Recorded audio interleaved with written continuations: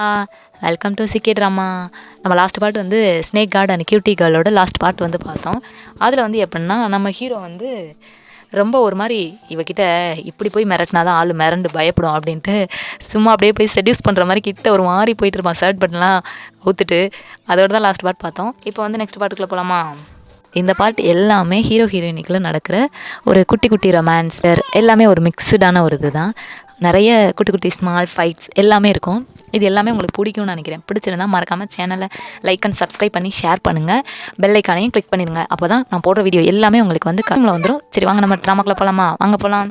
வந்துட்டு ஷர்ட்டை ஓப்பன் பண்ணிட்டு நின்றுக்கிட்டு இருப்பான். அப்போ பார்த்தா ஹீரோயினியா சடனாக திரும்பி ஹைட்ரா அப்படின்ட்டு திரும்புவாளாம். திரும்பி பார்த்தா ஹீரோ நிற்கிற குளத்தை பார்த்துட்டு என்னடா இது, இல்லை என்ன ஏதோ போஸ் கொடுத்துக்கிட்டு நிற்கிறான் அப்படிங்கிற மாதிரி ஹீரோயினியா என்ன அது இது அப்படிங்கிற மாதிரியே ஒரு ரியாக்ஷனை கொடுப்பா. ஹீரோவா சடனாக ஹீரோயினியோட கையெடுத்து அவன் செஸ்ட்டுக்கிட்டே வச்சுருவானா. வச்சோன்னே ஹீரோயினி சரியான ஷாக் ஆகிடுவா. ஹைட்ரா ஹைட்ரா என்ன அப்படிங்கிற மாதிரி பேச்சு கூட வராது அந்த டைமில் அவளுக்கு. அப்படியே ஒரு மாதிரி ஷாக் ஆகி தான் நின்றுட்டுருப்பா மினிட் கிட்டேயே. அப்புறம் ஹீரோயினியாவே ஹீரோவை வந்து பிடிச்சி தள்ளிட்டுருவா. தள்ளி விட்டு இந்த பீஸ்ட் வந்து ரொம்ப ஸ்ட்ரேஞ்சராக தான் இருக்க போலையே, என்ன உன்னோட கிளாத்தை அவுத்து விட்டுட்டு என்னமோ போஸ் கொடுத்துக்கிட்டு இருக்க அப்படின்னு சொல்லிக்கிட்டு இருப்பா.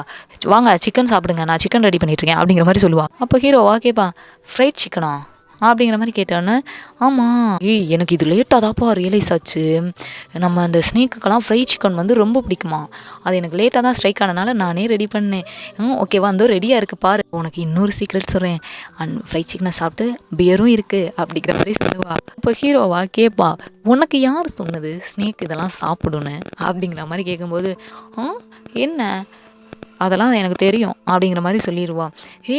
இப்போ தான் எனக்கு வந்து ஒரு நல்ல பிளேஸ் வந்து எனக்கு ஞாபகம் வருது அப்படிங்கிற மாதிரி ஹீரோயினிஸ், நீயும் என் கூட வா அப்படிங்கிற மாதிரி ஹீரோயினியா கூப்பிடுவா. ஹீரோவா வரேன் அப்படிங்கிற மாதிரி அவனோட ஷர்ட்டெல்லாம் எடுத்து இது பண்ணிக்கிட்டு இருப்பான். அப்போ ஹீரோயினியும் ஹீரோவும் வந்து உட்காந்துருவாங்க ஒரு பிளேஸில். உட்காந்துட்டு ஹீரோயினியாக சொல்லிகிட்டு இருப்பா.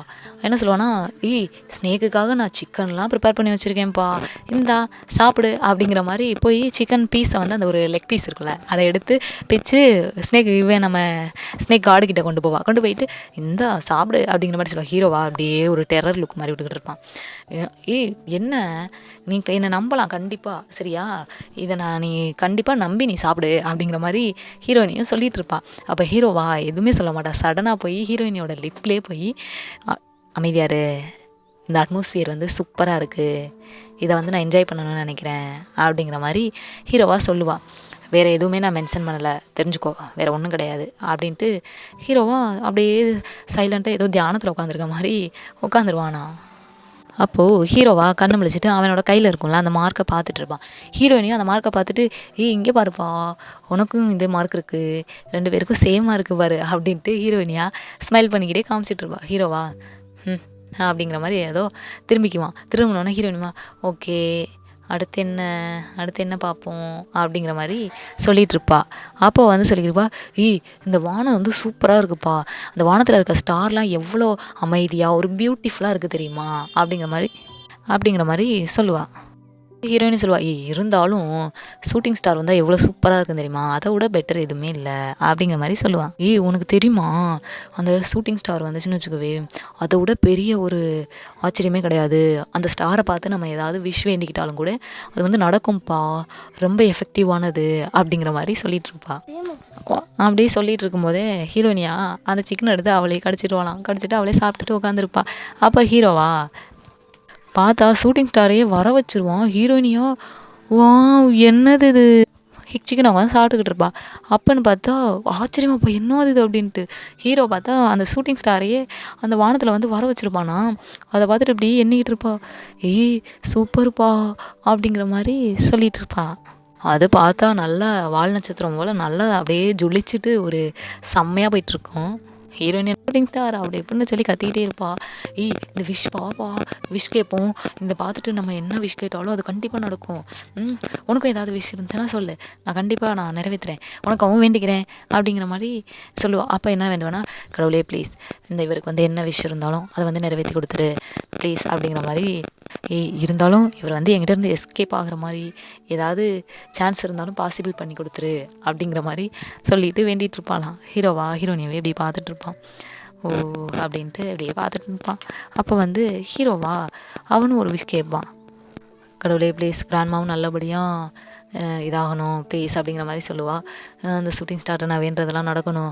இன்னொன்று வந்து மிஸ்டர் ஹைட்ராவும் சீக்கிரமாக ரெக்கவரி ஆகணும் அப்படிங்கிற மாதிரி அவள் வேண்டிகிட்டு இருப்பாள். அவள் வேண்டிகிட்டு இருக்கிறதெல்லாம் ஹீரோவுக்குமா கேட்போம். அவர் வந்து ஹாப்பியாக இந்த வேர்ல்டில் வந்து வாழணும். இப்படிலாம் வேண்டதை பார்த்துட்டு ஹீரோவா இப்படிலாம் வேண்டதை பார்த்துட்டு ஹீரோவா ஒரு ஷாக் ரியாக்ஷனில் தான் பார்த்துருப்பேன். என்னடா நமக்காக இவ்வளோ வேண்டா என்னோடய லைஃபுக்காக, ஆனால் இவ்வளோ வந்து நம்ம ஒரு எனிமி ஆட்டம்ல நினச்சிட்ருக்கோம், பட் நமக்காக இவ்வளோ வென்றாளே அப்படிங்கிற மாதிரி ஹீரோவா ஒரு ஷாக்காக தான் பார்த்துட்ருப்பான். உடனே அவனுக்கு ஃப்ளாஷ்பேக் வந்து ஞாபகம் வருமா. அதில் என்னென்னா ஹீரோ வந்து ஒரு இடத்துல தியானம் பண்ண மாதிரி உட்காந்துட்டு இருப்பான். அப்போ பார்த்தா ஹீரோயினியா அந்த இடத்துக்கு வந்துட்டு என்னடா ஹைட்ரா அப்படிங்கிற மாதிரி வந்து நிற்பாளாம்.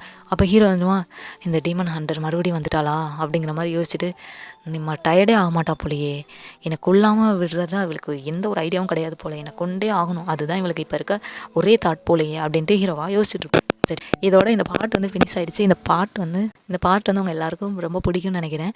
பிடிச்சிருந்தா மறக்காமல் லைக் அண்ட் சப்ஸ்கிரைப் பண்ணி ஷேர்